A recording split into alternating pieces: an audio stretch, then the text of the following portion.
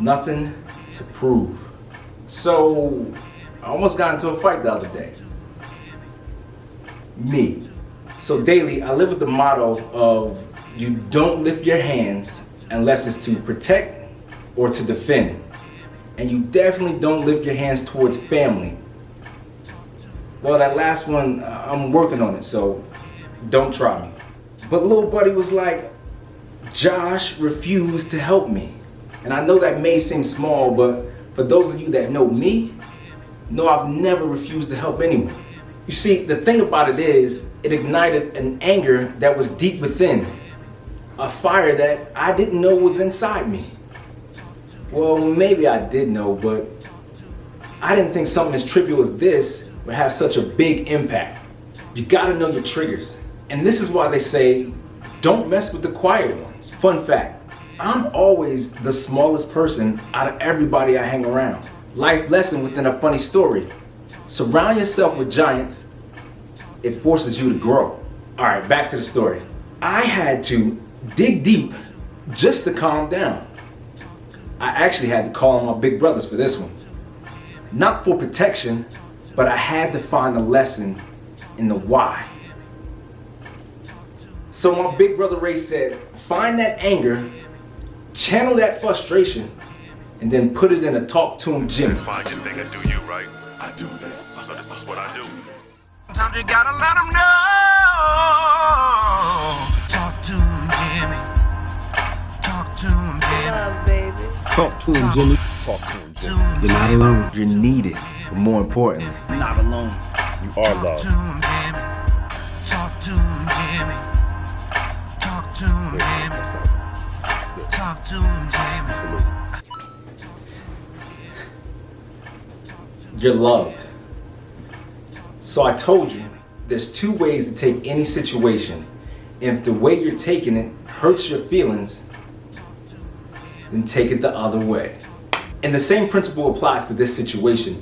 If losing your cool means you're jeopardizing your freedom or losing your peace, you have to ask yourself, is it worth it?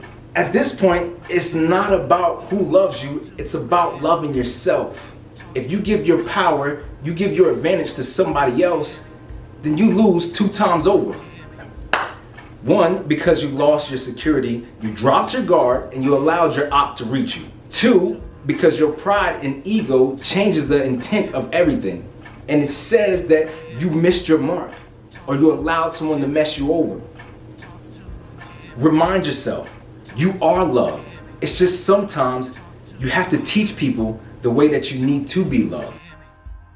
Let's be literal for a second. In my eyes, revenge doesn't exist because there's no way you can take back the pain, nor can you make someone feel the exact same way that you felt. Oh, I'm going somewhere with this one. So you gotta ask yourself, is this the point where only your hands can say what your words can't? You're needed. You're needed. Check this out. So, would I be far-fetched in saying that oftentimes your message gets lost in your delivery? Hear me out. So in this instance, what the young man was doing or trying to convey was he needed my help. No, he didn't ask me directly, so is it my fault he didn't get what he was asking for? When I didn't jump to his need or to his beck and call immediately, I was the bad guy. Sound familiar? You ever had people like that in your life? My point is this: you can't live your life mad at people that didn't give you what you didn't ask of them. In life, people will only tell the part of the story that makes them look good, not what got us to this moment. You see, just the other day, my baby taught me that in every situation, you play a major part, whether good or bad. Mama Frankie always says, play the whole tape, which basically means don't just get stuck on the part that makes you look and feel good. You're needed. Don't allow someone so much control, so much power that it pulls you out of character, pulls you out of position.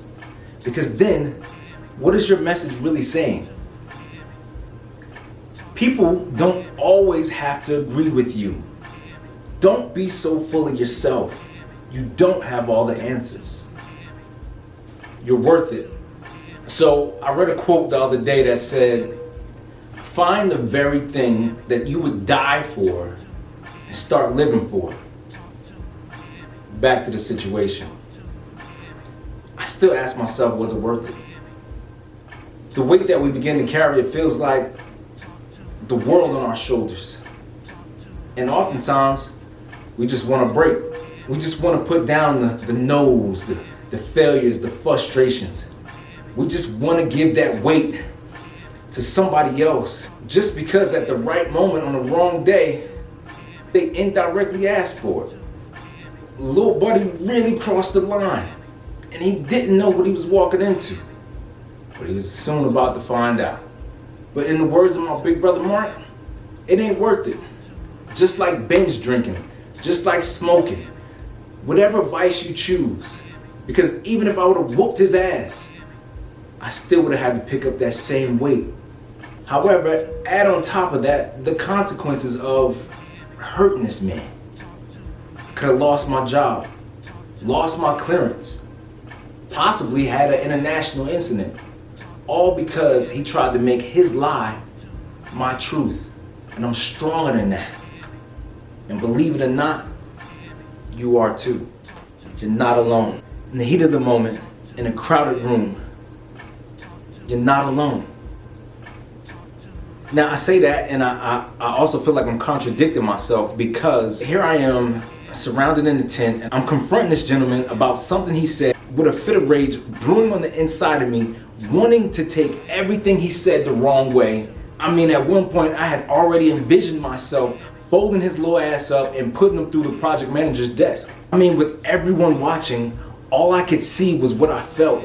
And my only point was to make him feel what I saw. But how selfish could I be? Like, to be honest, you actually can be wrong all while being right. You can want your voice, your point to be known so much that you lose the message. I tell my daughter all the time that when someone's upset with you, they can't hear your point of view.